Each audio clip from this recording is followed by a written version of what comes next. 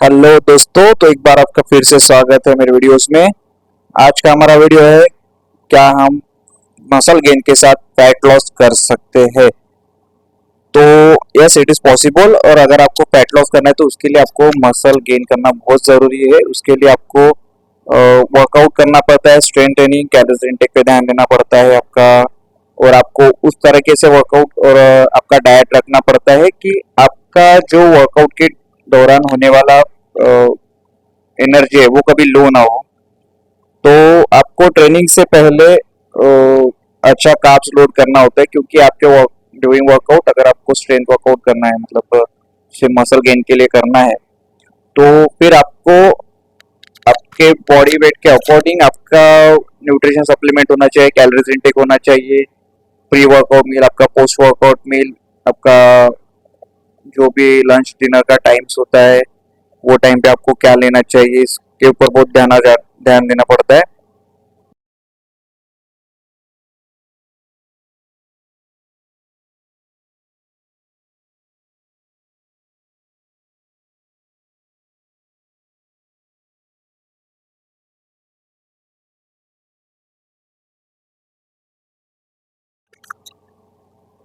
तो आप जब भी आपका प्री वर्कआउट मील लेके ट्रेनिंग करने जाते हो तो आपको वेट लॉस पे ज़्यादा ध्यान न देते हुए आपके मसल ग्रोथ पे ज़्यादा ध्यान देना है। आप जितना मसल ग्रोथ के ऊपर ध्यान दोगे उतना ज़्यादा आपका फैट लॉस होते जाएगा। आपको ट्रेनिंग भी उसी हिसाब से रखनी होती है, रेजिस्टेंस ट्रेनिंग, कि आपके मसल इतने स्टिमुलस हो सके, उतना आपके मसल में ग्रोथ हो, एनर्जी का बैलेंस बना रहे। तो उस हिसाब से आप फिर आपका डाइट प्लान कर सकते हो। जैसे आपने वर्कआउट के पहले अगर अच्छा खासा कार्ब्स लोड कर लेते हो, तो ड्यूरिंग वर्कआउट आपको बहुत ही अच्छा वर्कआउट में आपका बॉडी का स्ट्रेंथ मिलेगा, बॉडी बहुत अच्छे से पुल कर पाएगी, बॉडी में आपको अच्छा एनर्जी दिखेगा। लेकिन अदर हैंड अगर आपको सिर्फ वर्कआउट ही अच्छा नहीं करना, आपको फैट लॉस भी करना है आपके बॉडी में, तो फिर आपको वहां पे आपकी कैलोरी डिफिशिएंसी देखना पड़ेगा कि आप कितना कैलोरीज में खा रहे हो। ठीक है, देखिए, अगर आपको मसल गेनिंग के साथ फैट लॉस करना है तो आपको कैलोरीज इनटेक पे बहुत ज्यादा ध्यान देना पड़ेगा कि आप कितनी ज्यादा कैलोरीज खाते हो। तो उस हिसाब से आपका डाइट प्लान करना है। जैसे कि मान लो आपका ब्रेकफास्ट मील है, तो उसमें आपको प्रोटीन ज्यादा रखना है, कार्ब्स थोड़ा कम रखना है, फाइबर आना चाहिए आपके उसमें। देन विटामिन के लिए सलाद वगैरह डाल सकते हो आप। उसके बाद आपका जो लंच टाइम होता है उसमें आपको प्रोबेबली आपको जो चीजें एनर्जी देती है ऐसी वो चीजों पे ज्यादा ध्यान देना है। जैसे आप ग्रीन वेजेस खा सकते हो, राइस खा सकते हो, भाकर खा सकते हो। देन आप उसमें पनीर ऐड कर सकते हो प्रोटीन के लिए, या फिर एग्स ऐड कर सकते हो, या फिर चिकन ऐड कर सकते हो। देन अगर आप डिनर में भी आपको सेम प्रोसेस लगना है, लेकिन डिनर में आपको कार्ब्स लोडिंग थोड़ा, मतलब कार्ब्स लोड डालना ही नहीं है आपका डिनर में, बहुत कम। आप जितना ज्यादा प्रोटीन आपके बॉडी में कंज्यूम करेंगे उतना ज्यादा आपके लिए बेनिफिशियल है।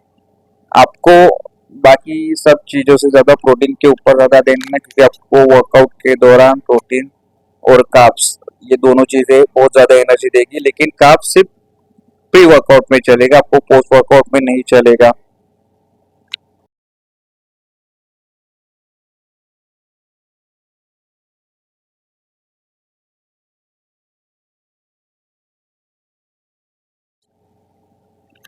उसी के साथ अगर आपका वर्कआउट भी अच्छा है और डाइट भी अच्छा है तो आपको आपका रेस्ट भी अच्छा ही लेना है। अगर आप प्रॉपर रेस्ट नहीं लेते हो तो बॉडी रिकवर नहीं होगा, उससे ना आपका मसल ग्रोथ होगा ना आपका फैट लॉस होगा। इससे हो जाएगा आपका उल्टा, आपका हो जाएगा मसल लॉस और फैट गेन। तो इस चीज के ऊपर आपको बहुत ज्यादा ध्यान देना है कि अगर आपका स्लीपिंग शेड्यूल बराबर नहीं है तो उसको थोड़ा सुधार लीजिए, क्योंकि आपका जैसा स्लीप शेड्यूल रहेगा, जैसे आपका रेस्ट रहेगा, तो उसके ऊपर डिपेंड करता है कि आपका आने वाला फ्यूचर कैसा रहेगा। ठीक है।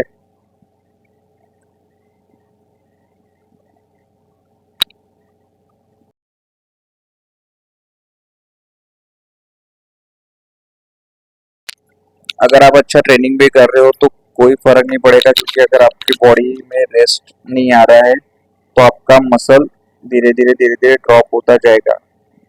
ये मैंने आपको एग्जांपल एक स्टडी दिया है पेज, उसको अच्छे से पढ़ लेना। उसके ऊपर है एक्सरसाइज साइंस करके एक और आया है, इसको भी अच्छे से पढ़ लेना।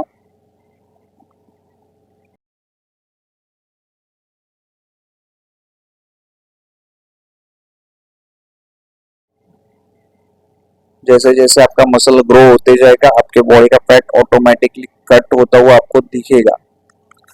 आप फील कर सकते हो जैसे जैसे आप वर्कआउट कर रहे हो। तो इसमें आपका ट्रेनिंग बहुत ज़्यादा मायने रखता है कि आप किस तरीके से ट्रेनिंग करते हो। आप हाइपरट्रॉफी पे करो, अच्छे वॉल्यूम के साथ, अच्छी इंटेंसिटी के साथ, और स्केलेटल मसल मास पे ज़्यादा फोकस कीजिए। बॉडी वेट के हिसाब से, आपके हाइट के हिसाब से, बॉडी वेट के हिसाब से आपको कितना प्रोटीन लेना चाहिए, कितना कार्ब्स लेना चाहिए, ये सब भी कैलकुलेट करना चाहिए आपको। और उसके बाद आपका ट्रेनिंग एक्सपीरियंस कैसा रहता है, डेली आप कितना बॉडी को यूज़ करते हो, उसका टोटल आपके बॉडी में जो एनर्जी उसका कैसे यूज़ करके अपने आप को डेवलप करते हो, ये बहुत ज़्यादा ज़रूरी है। सो ये एजुकेशनल बातें हैं, आप जितना फोकस कर सकते हो उतना फोकस कीजिए खुद के ऊपर। और ऐसे एजुकेशनल वीडियो देखने के लिए मेरे चैनल को सब्सक्राइब कर लीजिए। अगर आपको इसकी ज़रूरत नहीं तो किसी और को तो होगी, तो उनको बताइए। So please, so like share and subscribe my channel. और ये मैंने लास्ट में प्रैक्टिकल रिकमेंडेशन डाला है, इसको अच्छे से देख के समझ लेना कि आपको किस और ज़्यादा ध्यान देना है, ability to reckon, ability to reckon. Okay, see you in next video, bye, and fit रहिए।